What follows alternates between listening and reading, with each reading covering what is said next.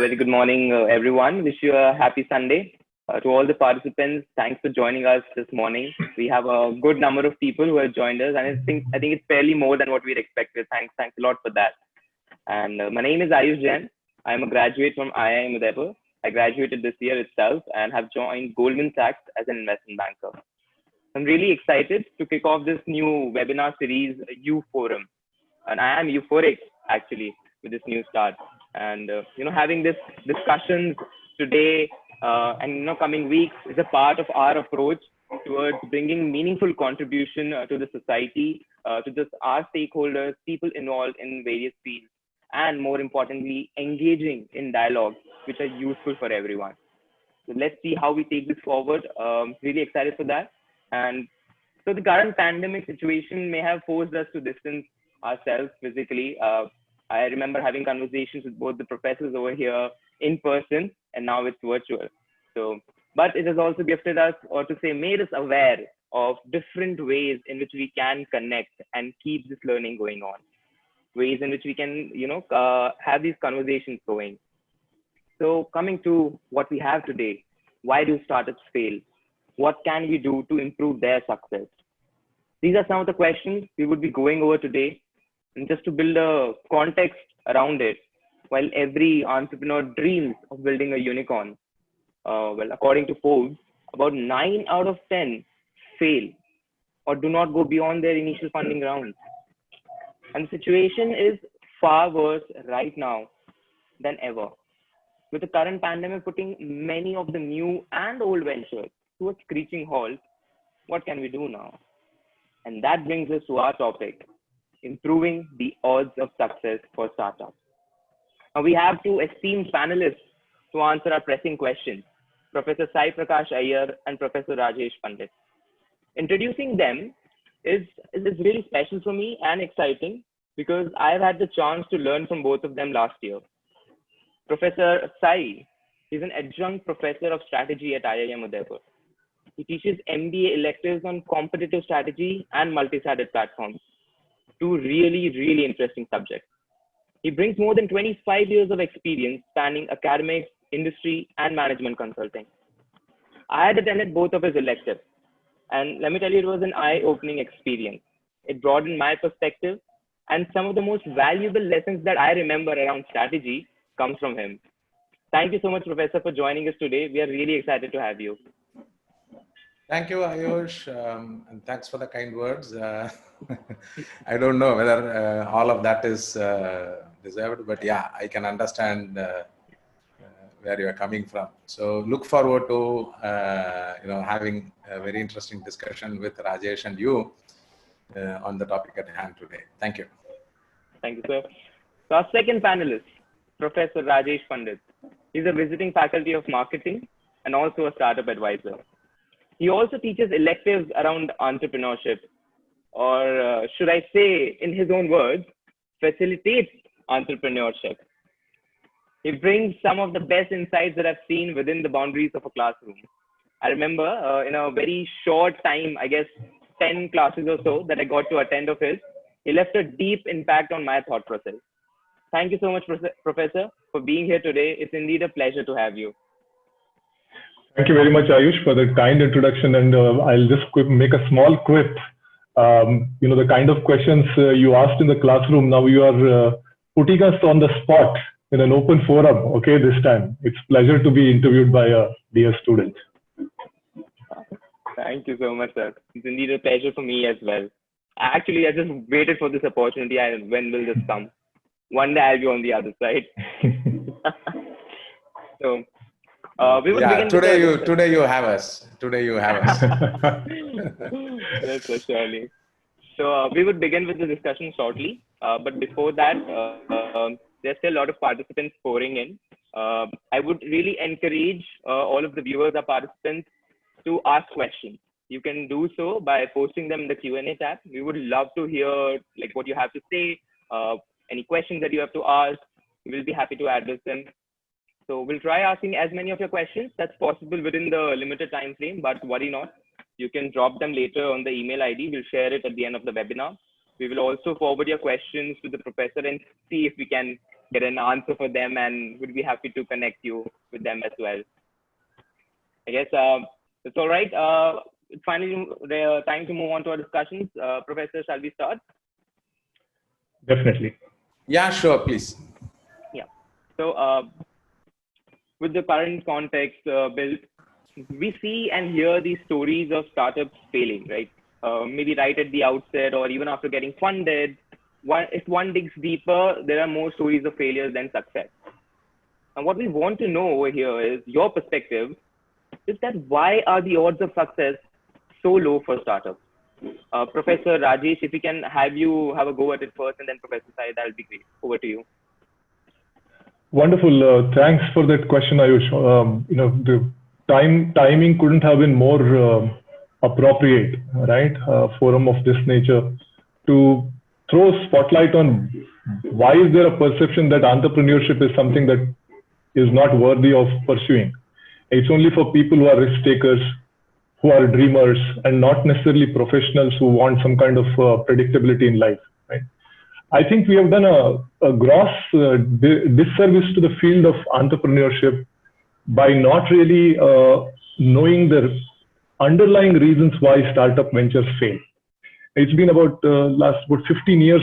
I've been deeply involved in some kind of venture experience, because a friend of mine started a venture where I did a small investment because he was a close colleague as well, and he was going. So 5-6 of us said, okay, hamara ladka ja raha hai, right? Our boy is going and setting up something, so we'll all pitch in. We had no clue of what that business meant.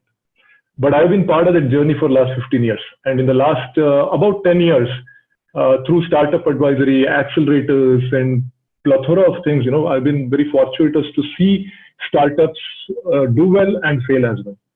And I personally feel the biggest obstacle in the path of success of an entrepreneur is the entrepreneur himself.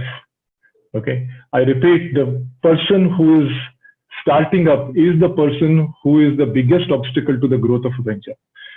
You may ask, how is that? I mean, somebody gets into entrepreneurship with a lot of passion, volition, right? I mean, nobody's forcing somebody to get into it. It's by choice, I know. But more and more, I see startups and go into the research realm also. It's extremely clear that knowing self is extremely important for the venture success. Okay, what do you mean by knowing self? Many of us get into this, it's a very glamorous field, and there's a lot of talk around entrepreneurship, at least now. There are startups, Startup India program, even government has something. Every institution has educational institution has a program on entrepreneurship. And therefore, there's a lot of spotlight on this area. And hence, people, there are misconceptions around what this field is. And we get into that thinking there is a $1 billion exit, for example, right? We will either Flipkart exit of $20 billion, whatever is glamorized so much that everybody thinks I can become one of the Bansal brothers. Okay. But what happens is once you enter into a venture, it starts unraveling. And because entrepreneurship often is in an area which is an area of uncertainty, right? If it is a Me Too, then you are setting up another thing which has no differentiation. And a good Kirana store is an example, right? I can set up another Kirana store, and most Kirana stores don't fail. They go on to manage their life with the Kirana store for the rest of their life. But if you want a larger format, you have a bigger ambition, want to do something else, then the obstacles start coming in. And once the obstacles start coming in, people get completely dejected. So traits like tenacity, right? Perseverance, grit, passion for that subject, building a purpose beyond just making money. These are extremely important. And therefore, knowing self becomes extremely important. And now, if you look at our curriculum, what I teach in IIM Udaipur, the first session has this test called General Enterprising Tendency Test. There are several tests that are available, dime a dozen. And one of the things that I love is Durham University has created this GET test, which is called General Enterprising Tendency Test. And if one takes that, there are some 5-6 dimensions which are part of that. And it will tell you your need for achievement, right? Entrepreneur, does he have the need for achievement? Autonomy, your creative tendency, your attitude towards risk, the control parameters, how you behave. these are 5 dimensions that test has, and there are other tests which tell you who you are. And the moment you know this, you will realize that there is no perfect human being, right? We all know that, and there are some lacunae. And how do we fill in that lacunae becomes extremely important. Otherwise, what happens is I go with the bias that I know everything, but I have a lot of lacunae in my personality, behavioral, and attitudinal side. And we end up bringing all that baggage onto the venture, and venture fails. Planning, especially, right? Before you venture into an entrepreneurial journey is extremely important. Like hardships are part and parcel of entrepreneurship. So you need to know what is the financial condition of self for foreseeable amount of time. What are the expenses that are coming in my personal life?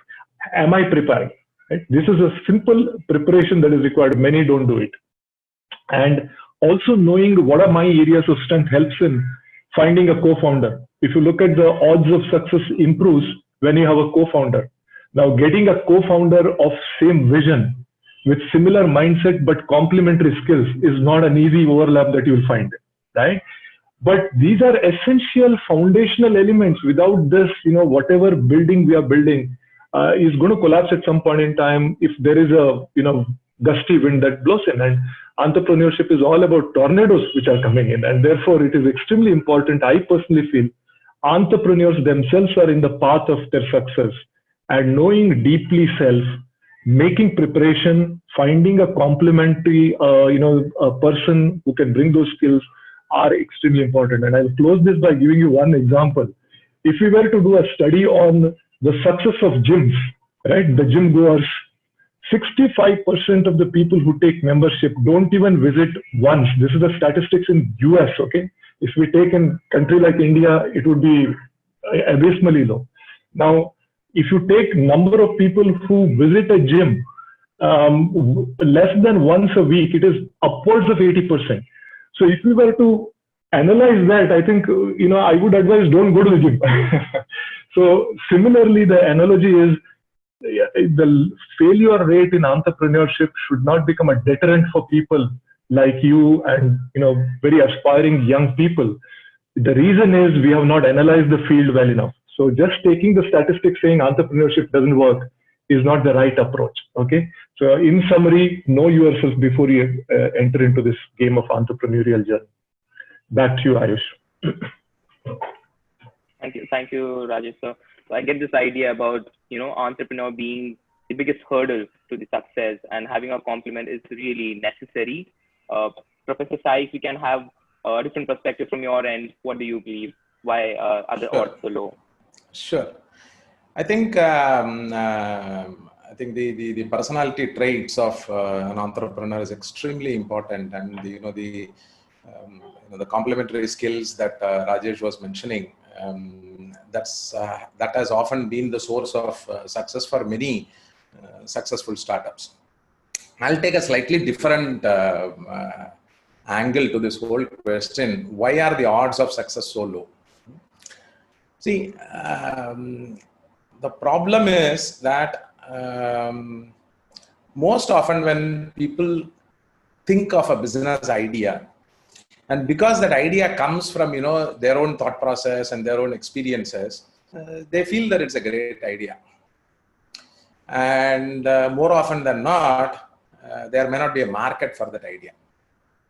So this is where entrepreneurs, and even to me would-be entrepreneurs, people who are even thinking of business ideas, they need to very clearly focus on what Professor Clayton Christensen of Harvard Business School calls the job to be done.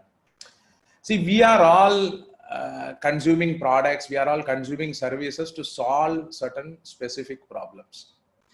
Now the question is, my venture, what customer problem is it going to solve? What job to be done is it going to meet? That's the first question they need to ask. And when they ask this question, it's not that they are coming up with something that didn't exist. Probably people are getting it done, but they probably use a workaround, and that's what we call jugaad in India, right? So people are getting their problem solved, but in a roundabout way. Now, spotting these unmet or poorly met jobs to be done, I think that is the first thing that an entrepreneur needs to look at. Do I have something, have I spotted something which is totally missing? And is there a reasonable market for that? I'll give an example. Kevin Plank in the 1990s, he used to play for University of Maryland. He used to play football, American football. And one of the things is that, these guys wear these heavy pads, and underneath the pads, they wear the shimmel shirt, the t-shirt. It's a cotton t-shirt, heavy t-shirt for winter and not so heavy for summer months. The thing is, by the time they're done with a practice session, by the time, they're done with a game, a 200-gram t-shirt, a dry 200-gram t-shirt will become close to 2 kilos because of sweat. And that comes in the way of playing so much. And Kevin Plank felt this as a football player. So when he graduated, he figured out that, there are these moisture wicking fabrics available, and he made a t-shirt out of that. And then he started, getting his friends and teammates to try it out and things like that. And soon, before anybody knew, we had Under Armour. This is how Under Armour came up. Now, Under Armour's reason for existence, the raison d'etre, is basically starting with a frustration that Kevin Plank had. There was an unmet job to be done.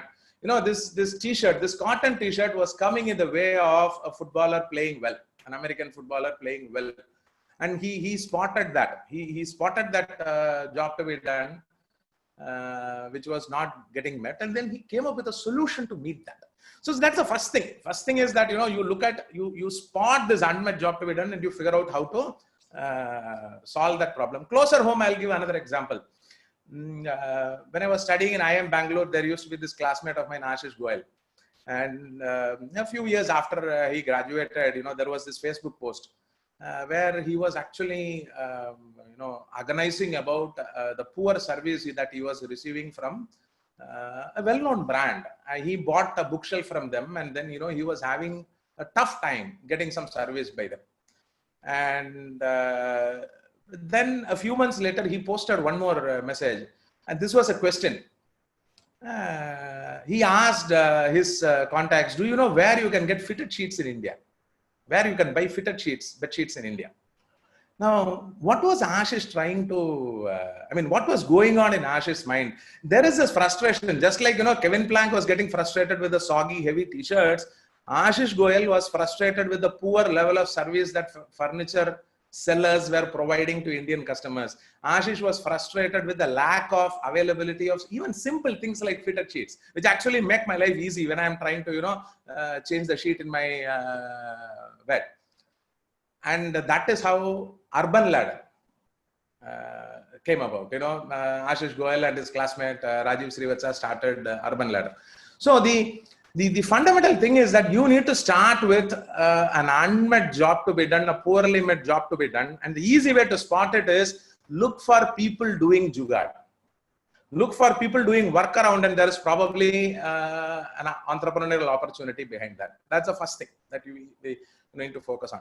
One of the participants today, Utkarsh Bajpai, had posted a question. What are the 2-3 things an entrepreneur should do at starting? So I'm sort of driving towards that. The second thing, you need to make money. So right from day one, there has to be a focus on, will this business be viable? Some people call it unit economics. It depends how you look at it.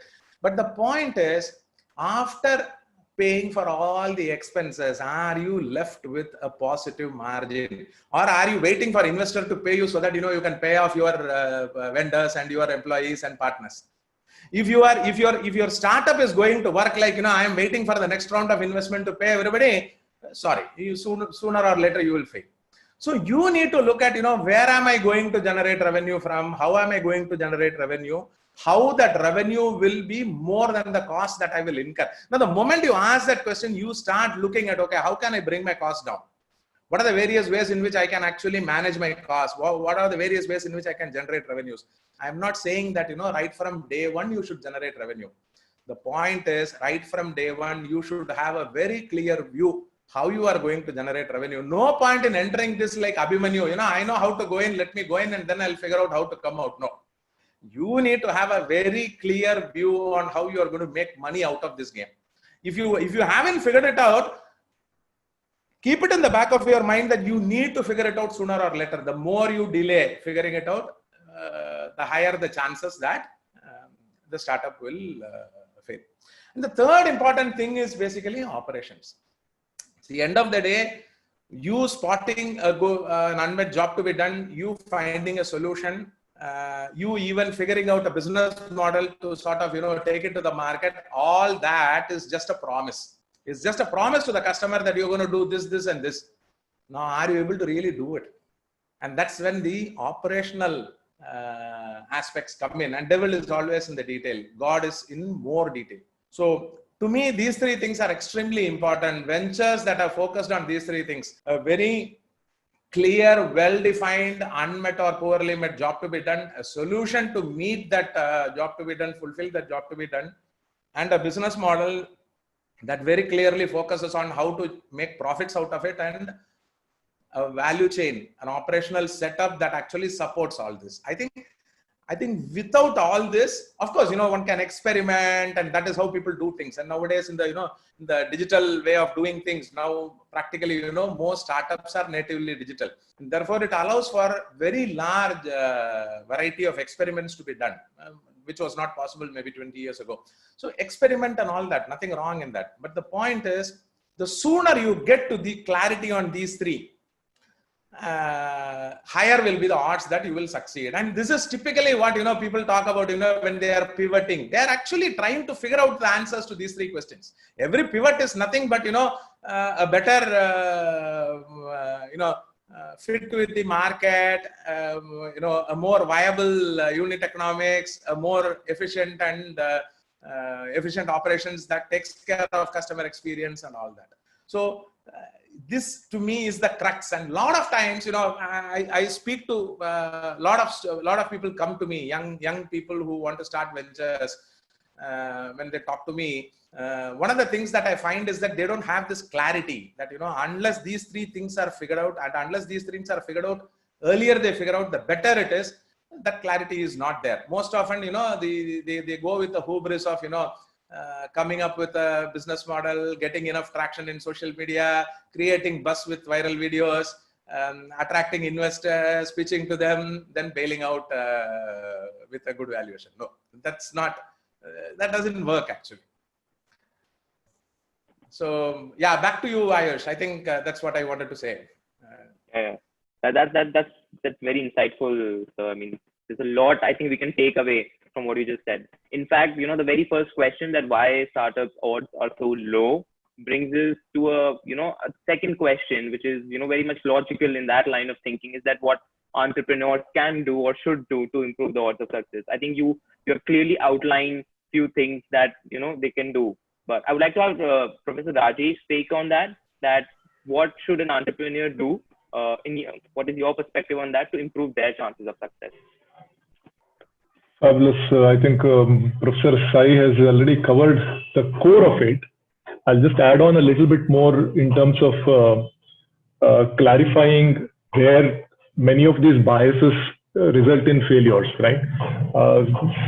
Professor Sai mentioned about personal experiences being a main drive for, identifying a problem statement.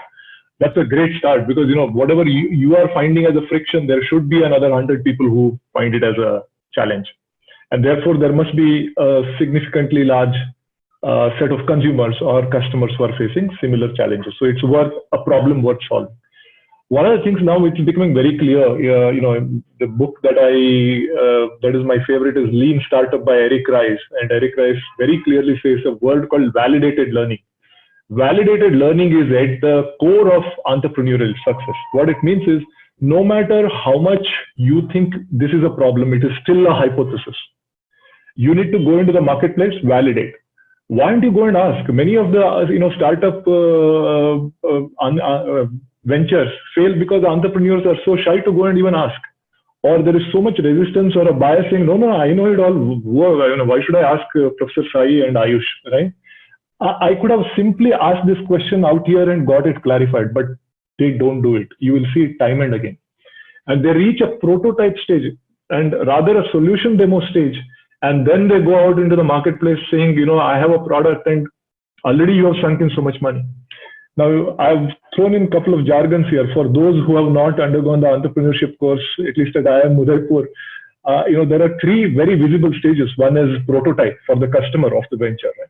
There is a prototype stage. Prototype stage is not necessarily a working model.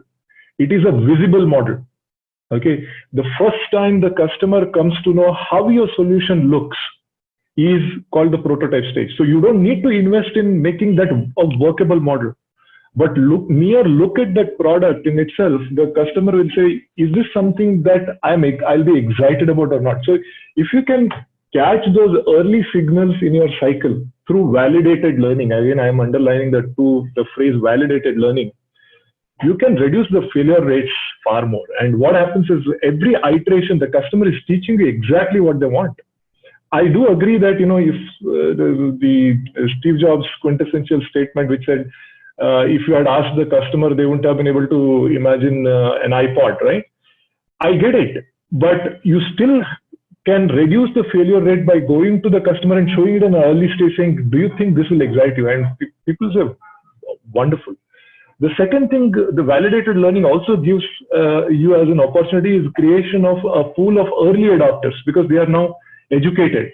When I go and interview 10 people, those 10 people know about it. Maybe 5 of them are my early adopters. You get the point, right? So there are stages like this. And then you have a solution demo stage. Solution demo stage is almost done. It's like the stage precursor to MVP. And where you are deciding, should I strip out features or should I add features? Is the customer willing to pay? So there is a validation process which is very nicely articulated in the management research. Okay, it is all available. But that gap between what we do as a management research and practitioners still exists, and it exists in entrepreneurship as well. Back to you, Ayush. Thank you. Thank you so much, Professor.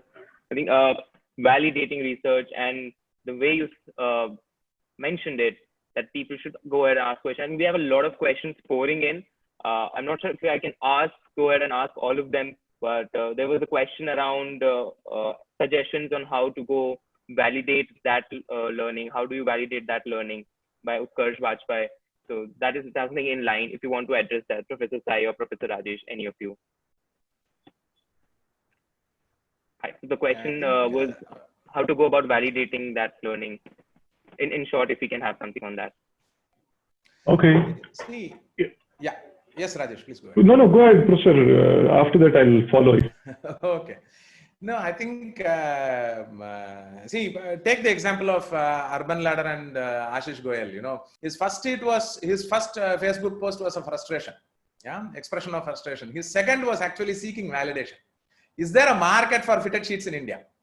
Are people feeling, and a lot of people may not know what a fitted sheet is. And then, that gives an opportunity to sort of, say that, this is what a fitted sheet is and this is how it will reduce the chores. Now, this is about, the physical space.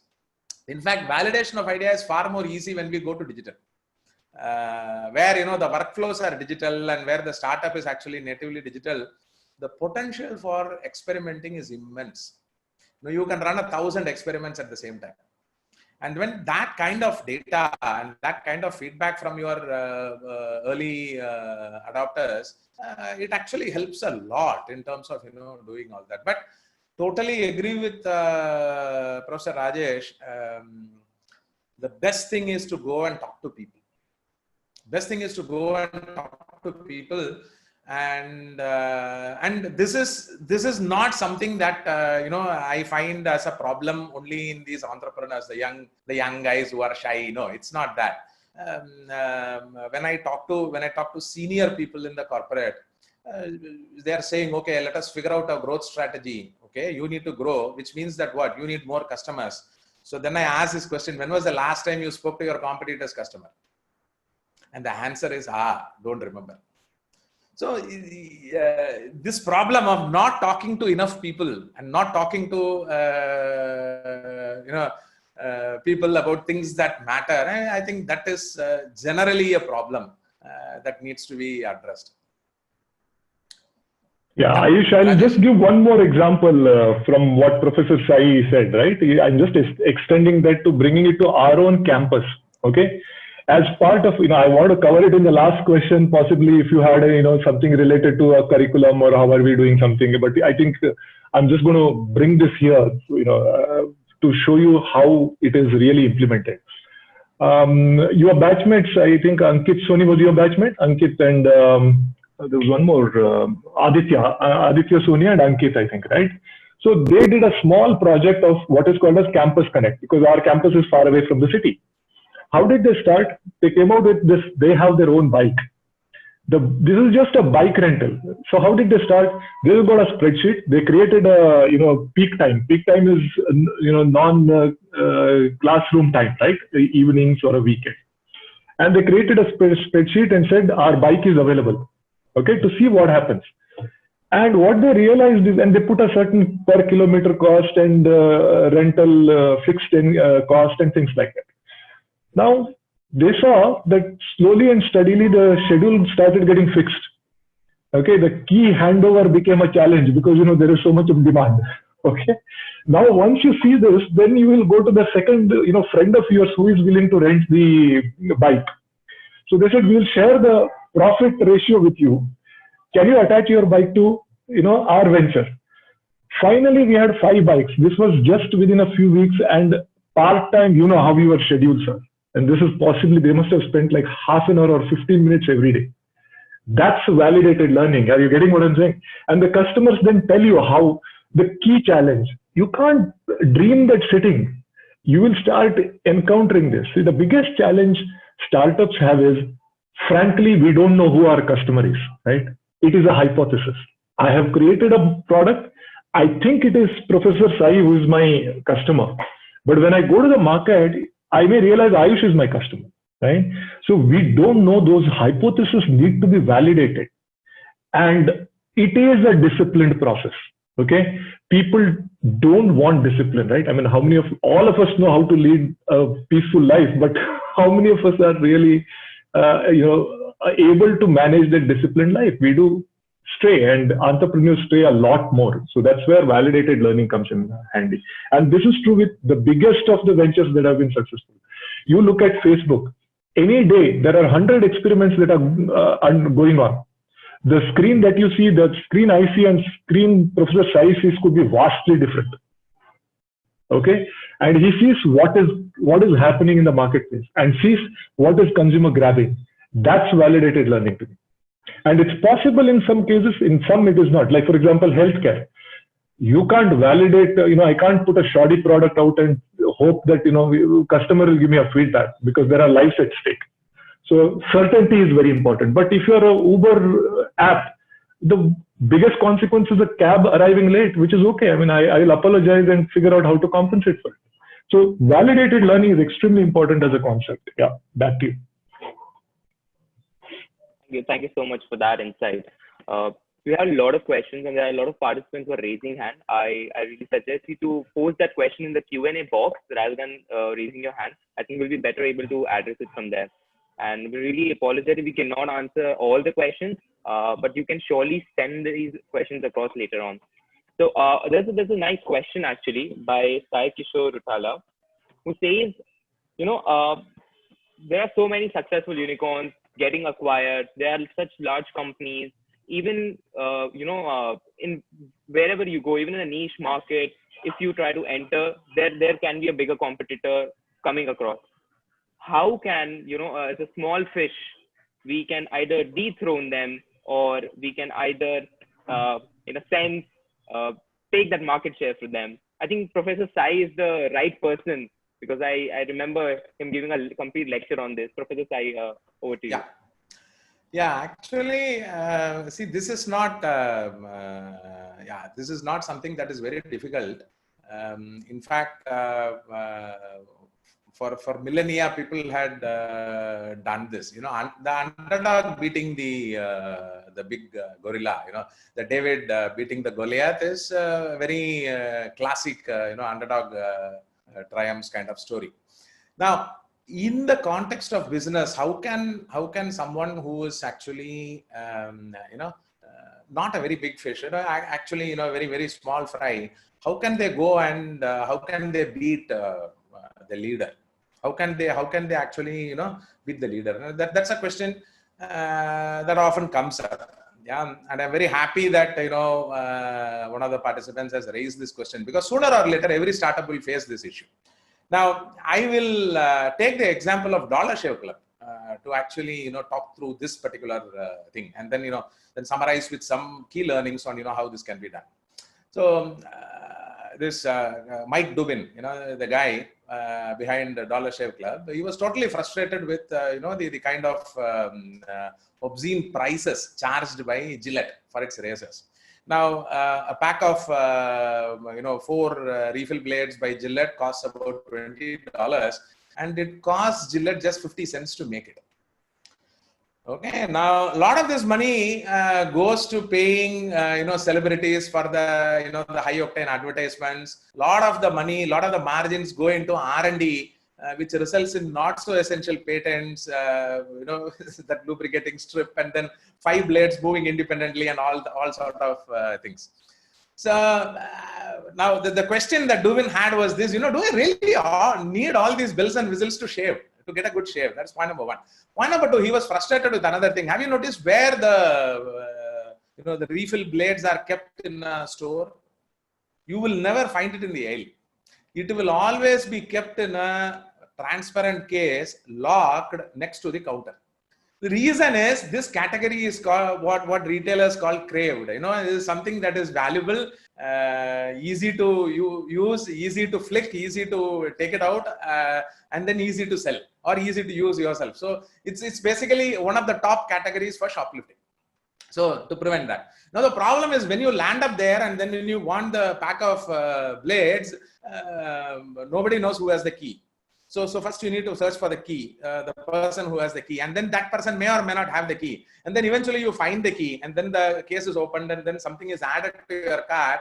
It's a big hassle.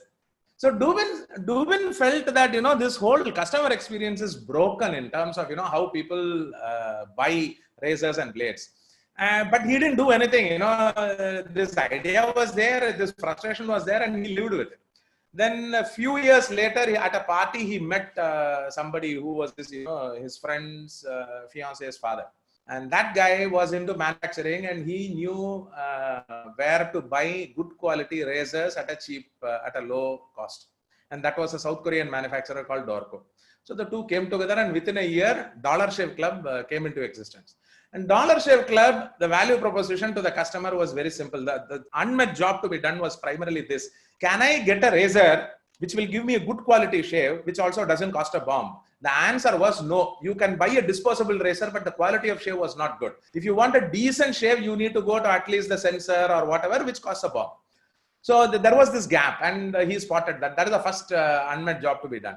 The second unmet or poorly met job to be done was the customer experience in buying these razors every month. And usually what happens is that you remember that you are running out of razors only when you have already applied the foam. So then you keep milking that last blade to death. Correct? So he said, why do all this? And his idea was very simple. Buy razors and blades from South Korea, pack it, ship it to customers. Every month I will ship you 4 blades. So you take a new blade every week and then you start shaving. That. Now, how much does it cost? For a twin blade razor, it costs 1/3 of Gillette sensor when it launched. $3 a month. For a 5 blade razor, which is comparable with the Gillette Fusion, it was half the price of Gillette. And the blade comes to your doorstep. You don't have to do anything. You just go set it up online and then it comes. So first thing, both the jobs to be done are met very nicely. The second, look at the unit economics of this business. The entire production is outsourced, so no capex, no fixed opex. Entire warehousing and distribution, shipping, everything is outsourced to third-party logistics providers. So therefore, no fixed costs and no investments in that also. And so no need for R&D. And for reaching the customers, Mike Dubin came up with a very funny video. I mean, those of you who are interested, just go to YouTube and search Mike Dubin first video or Dollar Shave Club first video, and you will find it. It's a highly irreverent take on razors, the business. In that, Mike Dubin directly takes on Gillette on 2 counts. First, he asks, why pay $20 for a pack of blades? 19 go to Roger Federer. Now, Roger Federer was one of the celebrity endorsers for Gillette, right? And then he said, does your razor need a back scratcher? Does it need a torchlight? Does it need a vibrating handle? All that. And he says, your grandfather had 1 blade and polio. Okay, so he is attacking 2 things simultaneously. One is that, this product is over-engineered. This razor is over-engineered. And 2, you're paying for all this needless innovation and needless advertising. So come to me, I will give you good quality functional razors for free, for cheap, for a low cost, and you can actually get it at your doorstep. You don't have to worry about going out and buying razors ever. So launched in 2012, 4 years on, the entire sales of razors and blades online, more than 50% was captured by Gillette. Of course, that market is small. At that time, it was still about 8% of the total market. But the 50% of that, they had captured. So in just 4 years, they had captured 5% of a market. Schick, the number 2 in razors and blades, has been trying for decades to gain 1% market share. They couldn't. DSC just came along and then grabbed 4%, 5% market share in like 4 years. And Gillette hardly had any share. Their share in online sales of razors and blades was just 4% at that time. So look at how DSC was able to sort of, and online sales was growing at 25% per year, which means that every 2.5 years, the number of customers who are buying online is doubling. And DSC is positioned in that market, whereas Gillette is positioned in the traditional retail, the big box retailers and the convenience stores and all that. So what did DSC do? What did DSC do? Of course, subsequently DSC got acquired by Unilever for $1 billion and all that. But let us look at how DSC went from 0 to 5% market share in 4 years against a rival who had held 70% market share for a century. How did they do that? First, they came up with a value proposition which Gillette simply couldn't copy.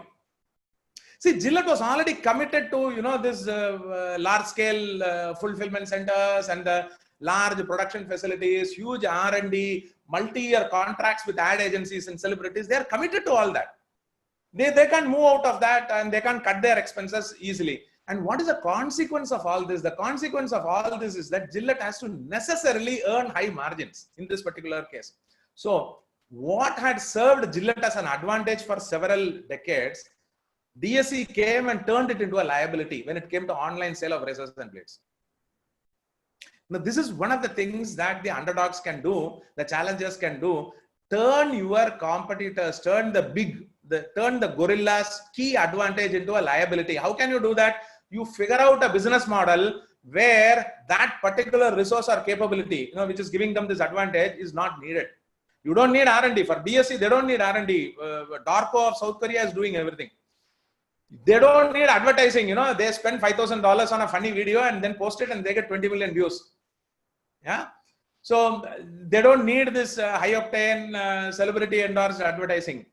They don't need these massive fulfillment centers for, feeding the whole distribution chain, all that.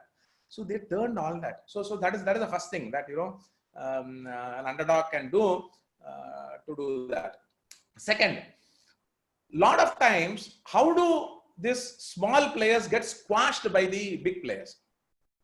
What really happens is that the small players are, by definition, they are small, and therefore, it is easy for the big one to actually squash them. Underdogs should figure out ways by which they can avoid this. Okay. Again, a good example is, I will go back to Under Armour. Under Armour, when they launched their performance apparel, the t-shirts with moisture wicking fabric and all, they were actually below the radar. Nike did not even bother to look at them for like 4 years.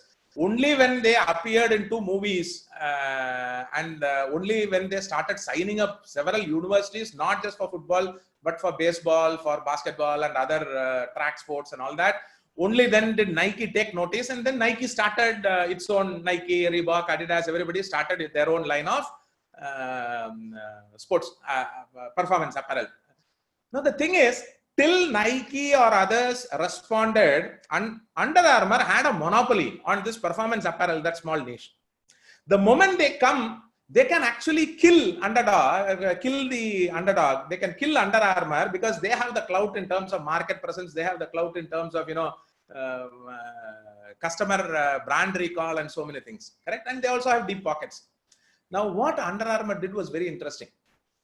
Even as Nike and others were starting to recognize Under Armour as someone they need to retaliate against, Under Armour started developing a new line of apparel, sports apparel focused on women. Now, this also comes from another key insight. And this is what Kevin Plank calls as shrinking and pinking. He says most sports apparel, when you see women's lines, it is actually shrunk and colored pink. The sports apparel is taken, smaller size, pink in color, and female. So he says, no, female sports apparel have a totally different set of requirements, which may not be relevant for male sports apparel. So they put together a team, and they started developing, and a lot of the team members were women, and they started going and asking this question, validated, learning. So they started asking sports people, women, female sports people, what do you really need from your sports apparel? And they came out with a line. So by the time Nike and others came out with this, effectively unisex with pink kind of performance apparel, Under Armour came with a totally new line of women's sports apparel, which was nothing like what people have seen before. Now suddenly they have created now another space for them to exploit, and in that particular space they were the monopoly till others will respond. Then what they did, and this time they knew that the Nikes of this world will not wait for 4 years before they responded. You can expect them to respond within a year or two. So then what they did, they already started working on sports shoes. And typically, when somebody enters sports footwear, the most popular categories are running, basketball, because these are shoes which people wear as casual wear also. Under Armour said, no, I want to go to football shoes. Why? No innovation has happened there in the last 20 years. So therefore I can do something. And they came out with a product that was fantastic, that provided a lot of benefits to footballers. And in 1 year, Under Armour captured 23% of the football cleats market in US. Now, 2 things we need to observe in this sort of chain of events. One is, when you are coming up with a solution for a job to be done, it is very easy for the gorillas in the market to come and imitate you and kill you by imitation. So how do you avoid that? So of course, you can play under the radar to the extent possible. But then what you do is, you plan early for your innovation to stop providing you extra value in the market, providing advantage in the market, which means that, even before your competitor is able to sort of kill or neutralize the advantage that you have from one innovation, you kick off the next innovation. Like, performance apparel, women's performance apparel, so football shoes, performance underwear, then, performance underwear, athletic sleepwear. Supposedly, these pajamas are supposed to help you recover. Bioceramic pajamas. This is what they did. Of course, there are people who go and buy all that. So one is that, the underdog has to focus on always being 1 or 2 steps ahead of the big gorillas out in the market. And the big gorillas, because they are big gorillas, they are not nimble. And that they are pinned down, they are tethered down because of their size and because of their commitments and all that. Use that to your advantage. That is 1. 2, be unpredictable. Even if Nike had known that Under Armour is going to enter sports shoes, they would never have guessed. They would never have predicted that Under Armour will start with football shoes. They would never have. Because football shoes is the most or the least obvious choice. In fact, Kevin Plank was advised by his strategy advisor, don't go to football shoes, go to running. He said, no, I want to go there for various reasons. Yeah.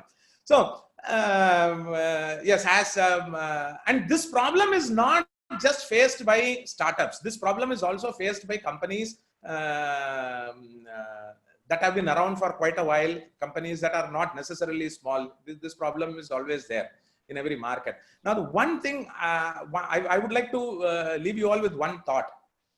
This game of, this David and Goliath game it's not a static game. So today you are the underdog, and there is someone who is a king of the hill who is up there. You fight and dethrone them, and then they go down, and then you come here. Now remember that now today you are the king of the hill, and sooner or later somebody else will come along. Some new breed of underdog will come along, and then they will challenge you. A lot of times companies that forget their past history are those that get tulped in the market by new upstarts. So as long as the entrepreneurial spirit in the organization is not lost, I think it's very difficult to sort of uproot these companies, even if they become quite big, even if they are disadvantaged by size and commitments and all that. But the bottom line is it's definitely possible. If you just look around, there are hundreds of examples. Business history is littered with examples of Goliaths getting tulped by, getting clobbered by underdogs. It's been done. It's been done a lot of times, and you just need to figure out what works for you. Yeah. Thank you, sir. I think this just reminds me of the classroom lectures, the case discussion studies, and going to the nitty-gritties of it. Thank you so much, sir. We were running short of time. We can actually take two quick questions. One, I think, Rajesh sir, to you, and a lot of people, I can't even name them. A lot of people have similar questions around how do we stop ourselves falling in love with our idea? How do we stop being adamant and be open to, say, pivot, change it? And how do we keep on innovating? I think I somewhere feel this is all related to something of a software aspect of things. I think, Rajesh sir, if you can take this one. Okay, there are quite a few questions submerged in one. Let me try and answer at least a core of it. If you take an example of Freshdesk, right? Freshdesk is a company which originated out of Chennai in 2010 by a guy called Girish Mathrubootham, who is a household name today in tech world. He is the torchbearer of India's SaaS product story to the global world. Okay, he started with one product called Freshdesk. Now it is called Freshworks, which are a suite of products. Very, very clear identification of a use case where the customer was facing the biggest struggle. Okay, and how did he narrow it down? It was a red ocean. We always say look for blue ocean, right? This is contradictory to identifying a blue ocean. He said, I'm going to pick a red ocean. The reason is I don't need to educate the customer on the services because he already knows, right? He or she knows because it is something which you haven't experienced. Now, is there a gap in experience that I can exploit? So you need to know at the deepest level, what is your USP, what you are good at. Got it, right? So that is at the foundation of unseating large players or, keeping your innovation engine running. Everything comes out of that root, which is knowing self as to what I bring to the table. And his point was very clear. I'm not good at, conceptualizing something which is a, SpaceX program going to Mars. But I know there is a life running, which I think Professor Sai also mentioned earlier. There is life running, but so many frictions. And what was he going after? Help desk, customer support tools. And who was there? SAP, you take, Salesforce.com, I don't think was a big name at that time. Siebel, Oracle was a big one. So well-entrenched market in which he went. And how many customers he has got? Something like 150,000 customers globally. Sitting in Chennai, he sold to first, I think, 10,000 or 20,000 customers without having a sales rep anywhere other than Chennai and selling to Europeans and US people.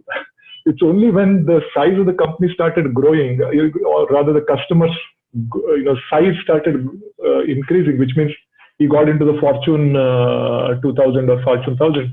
The customers started demanding, saying, we want somebody who we want to see. It can't be a software we can buy from a distance. So what I'm trying to tell you is, I think the core of crux of the matter is to know what I'm good at. So don't get married to saying, it's a tech world, so everybody is making money, I want to go there. So you need to know what you bring to the table, okay? And once you have that, like Professor Sai mentioned, how do you build that incremental leadership? It's not easy. It doesn't come easy, because once you have found a success, you want to scale it up.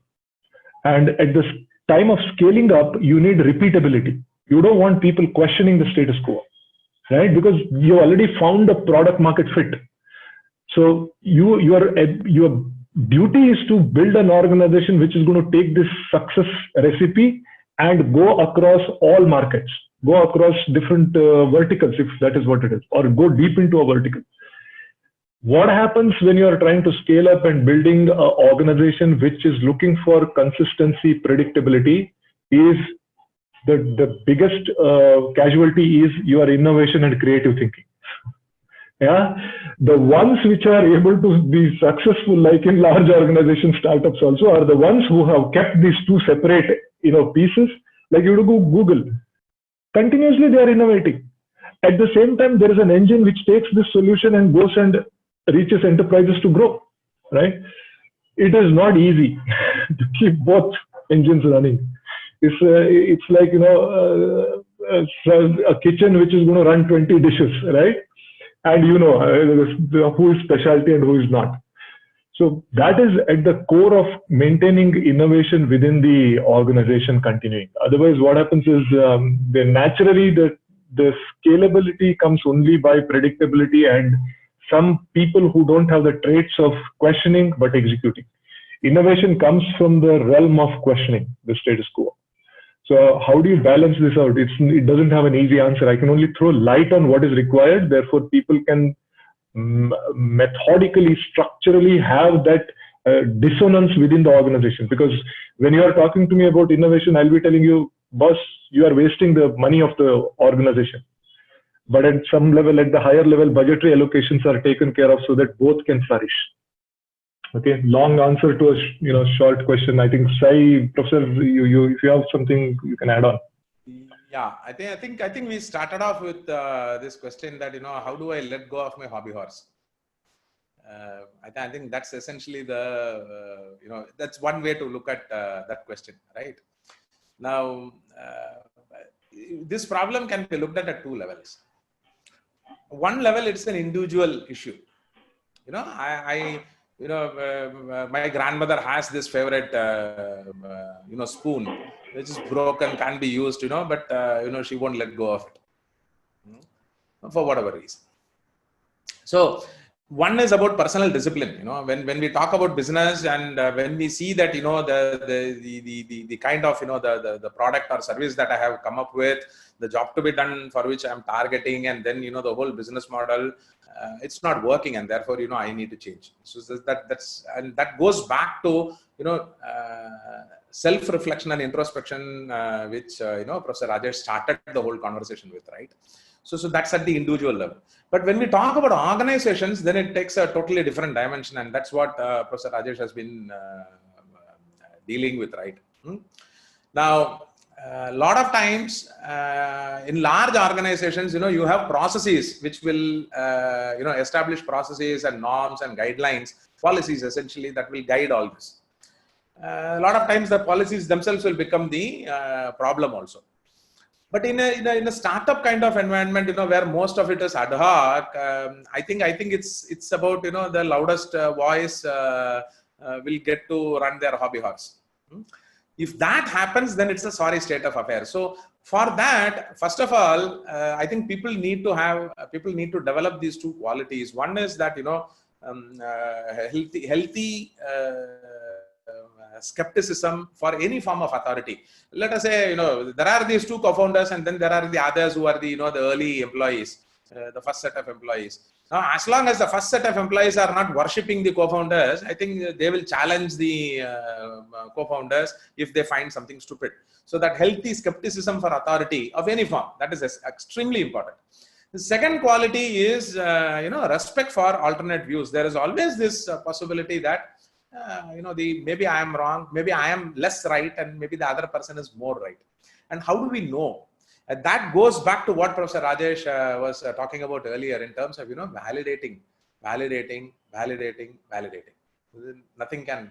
So the easiest way to sort of, overcome this problem of, hobby horses, riding the hobby horse for too long, is ask whether it is a real horse or whether it is a wooden horse, and then ask 10 people, let them tell you what it is, and then you will figure out, you should figure out what is what. Thank you. Thank you so much, Professor. So we are like overshooting the time. Let's extend by 10 minutes if that's okay with both of you. Yeah. Sure. So the last question, I think, if you can, have quickly just a 2-minute summary from both of you, is that, and this is the most prevailing question that I've seen by our participants. And I could build a context around it, is about how do we survive in a winner-take-all market, or in a sense, how do we survive where, people are pouring in a lot of money and not making profits out of it? If we can have a short 2-minute summary on this. Good.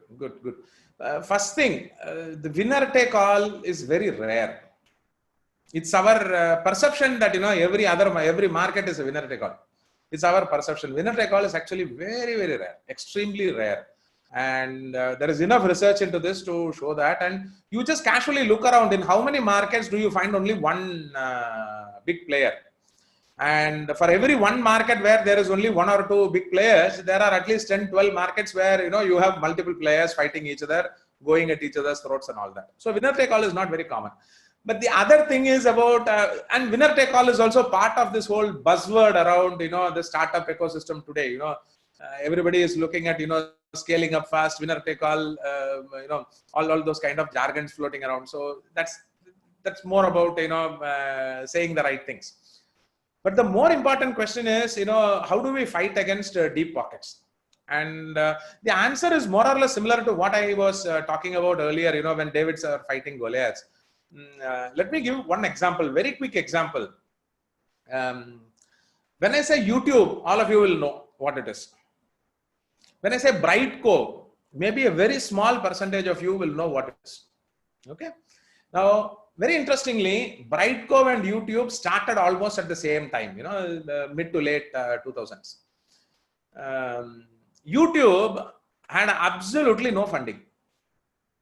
Okay, its co-founders were basically bootstrapping and all that. I'm talking about the early couple of years before it got acquired by Google.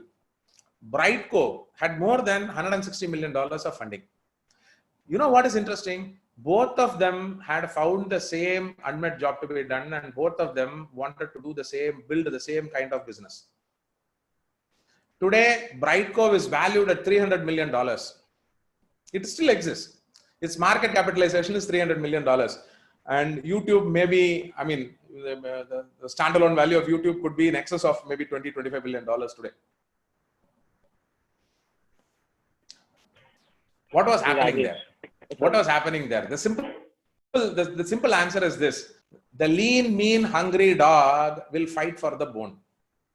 The fat puppy is going to just lie around and then wait for things to happen to itself. So don't be under the impression that just because your competitors are like well padded, deep pocketed, they are going to win it just by throwing money at customers. No, that is not how business history has told us things will happen. As long as you have a view in terms of how your venture is going to add value to your customer, and then how you can share part of the value, doesn't matter whether your rivals have more cash, rivals have more investments, rivals have deeper pockets, doesn't matter. Thank you. Ayush, if I may add a couple of dimensions to what Professor Sai was mentioning. See, finally, the way I'm trying to paint a scenario, and there is no one answer to it, right? The scenario that I'm trying to paint is, say, assume there is a player who has a lot of money, right? Like, he has access to SoftBank, so unlimited amount of cash. And I'm in a similar zone. Am I the second one or the third one? That's very important. Okay. If it is a oligopoly, then it is okay. If it is, say, there are hundreds of players, that means that there is no unique value proposition. So the person with money can eat up all the other players, which is no, right? That's the scenario. But if you are the remaining second or the third, you will find another SoftBank, brother of SoftBank, because there is also competition in capital allocation, right? Where venture allocation. So it is your duty to go and reach out to another investor and make that war chest available, because you saw in telecom what happened. It's not a startup scenario, but Jio can be called as a startup. Unfair advantage, right? And they flowed in such an amount that the 2-3 players, Godzillas, they got beaten. Okay, so money has a factor, but all I'm saying is that what is your value proposition you need to look at? Is it relevant? Now, Kirana stores, taking the example of your Amazon and Flipkart and BigBasket. Actually, Kirana stores that changed their model, I've seen around my own house, what they did was they scaled down their business, but they got into niche areas. What is the product differentiator, which is not easily available on Amazon, right?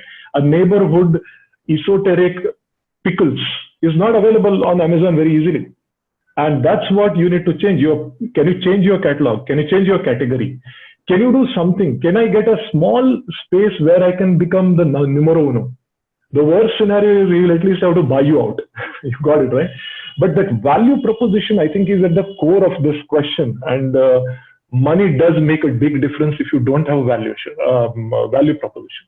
Then the player can come and undercut, and customer will migrate from you if it is lower price than whatever it is that you're offering. Yeah, I would actually say that if you don't have a distinctive value proposition, then you're probably not done enough homework. And then as an entrepreneur, you may have to go back and then redo it. But that may not apply for an ongoing business where you are being threatened by gorillas, and then you need to figure out how to respond. So totally agree that dearth of funds is not the access to funds was a problem in India for enterprises maybe 30 years ago. Yeah. When you have to go and beg a bank manager to get a loan and things like that. But all those things are gone. So today if you have a good idea, if you have a great product, if you have a good unit economics, if you have a decent plan to operationalize it, I think funding is the least of the worries, actually. Ayush, if you allow me, I'll take one question I was also skimming through, which is an important one. That's what I felt, because it's about timing. People think venture success is related to timing and how do we get it right, right? That's the biggest question everybody asks. It's included in what we have already discussed, okay? The timing, if you go into the field completely blindfolded, then you can say, oh, my timing was wrong. But if you had your eyes open and have done the validated learning, customer would have told you, no, I'm not ready. Yeah, the value proposition is compelling. Ecosystem is not ready. Like your, electric vehicles, there is no battery, replacement stations. There is no charging infrastructure. So infrastructure is not there. And when I go to an apartment, ask hundreds of you will tell me, boss, where is the charging points? And that gives me an opportunity to say, I'm going to keep this solution ready for another day. Entrepreneurs don't make that call because we are very passionate about our idea. We are very close, sunken cost, all those criteria come into your mind saying, no, ye aise kaise band kar sakte hain. You get the point, right? Log kya kahenge? That's the other fourth one. So if somebody is rational and the market tells you 90% of the time, maybe 1 or 2 or 5% of the times, of course, there are those latent needs which you will make it visible. Even that, when you show it to me, I will say, wow, this is fabulous. I would pay for it, right? So that's at the core of timing. I think that blaming timing, I would say, is a problem of the entrepreneur. You have not done enough validation in the market. Yeah, back to you. Yeah. Sorry. Thank you so much, sir. I think that was necessary actually for our audience over here. Your answer. Thank you so much for putting light on that. Like before we close, I would like to take a moment and talk about how IMU is contributing in the startup ecosystem. And if I miss out on anything, please feel free to add Professor Sai, Professor Rajesh. But I am really proud to say that, as an entrepreneurship is an integral part of our culture and our identity. We go a step further than most institutes to ensure that students have the freedom and the much needed support by the institute to explore their entrepreneurial ambitions. And Professor Rajesh highlighted this as well in one of the examples that he mentioned. So we have in-depth orientation programs, relevant electives, flexible placement options, and we also help in procuring seed funding and equity capital. We have an incubation center that presents a dynamic opportunity to serve as a platform to launch, develop these startups into a scalable and a viable, profitable businesses. There's a lot more that I cannot really cover over here, but I guess I'll leave all of you to it, our viewers, to explore this by yourselves. You can visit our website for more information. I'll leave it at the end to it. Professor Rajesh, you want to add anything? Professor Sai, any closing remarks? Just quick one, Ayush, in the interest of time for everyone that is listening. I am proud to be associated, so please take it with a bag full of salt, right? I will be a little bit more biased clearly because I teach entrepreneurship in IIM Udaipur. Just a small, funny example right here.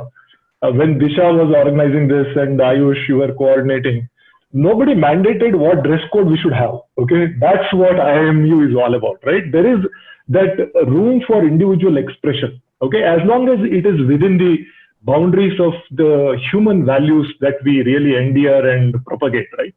That is one part. The second, as part of the curriculum, now if you look at much of the evaluation is really about, are you doing it? And you use that word. I don't want to be saying I teach entrepreneurship. I facilitate learning of entrepreneurship because entrepreneurship is all about dirtying your hands. You have to do it to learn it.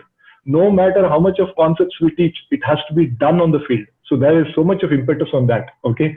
And the third is, I think the incubation center is working very well in terms of bringing those ideas from the heartlands of Rajasthan, right? We have our own rural, connect.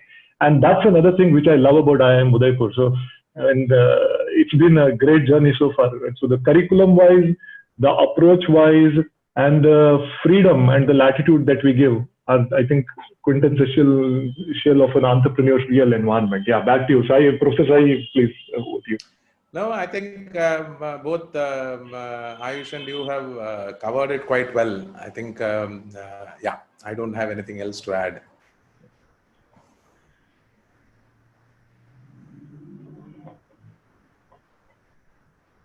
Ayush, you're on mute. I am sorry. So thank you so much for the insights. I hope everyone found it as useful as I did. Really thankful to our panelists for joining us on this lovely Sunday morning. Thank you so much, Professor Sai. Thank you so much, Professor Rajesh.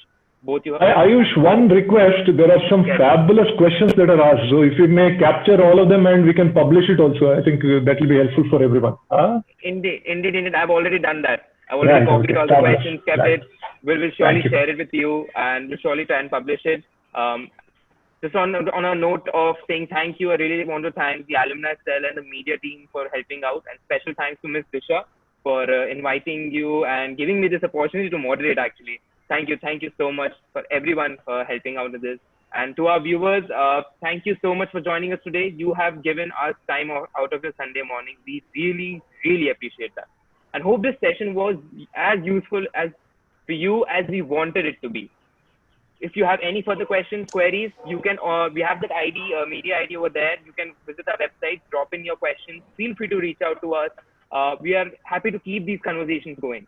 And moreover, we would love to hear your feedback. Your feedback is really important on how this webinar went, your suggestions on what else we can do. We would really appreciate that from your end. And that would really help us to enhance this thing going forward. And then the last thing, beyond what we learned today, we also wanted this to be an opportunity for our viewers to connect with us and us to connect with you. You can connect with the Institute through the email ID, the website. You can personally reach out to any of the panelists, me as well on social media, LinkedIn. Our faculty members are really approachable and responsive in that matter. I can give my word for that. I have made good use of that during my time. Really looking forward to hearing from you, and thanks for joining us. Keep safe, keep learning and keep these conversations going. Thank you so much and have a nice day. Ayush, you did a fantastic job. Thank you. And Professor Sai, it was a pleasure being on the same panel. Yeah, the feeling is mutual. I think both of us. For me, it was a great learning experience because every discussion, there are new things that you pick up. Likewise. So it has been a great opportunity. And thanks to all who dialed in and then patiently stayed on till the end. I still see 130 odd people hanging out. Thank you. Thank you all. Thank you very much, and have a good day. Thank you. Bye bye.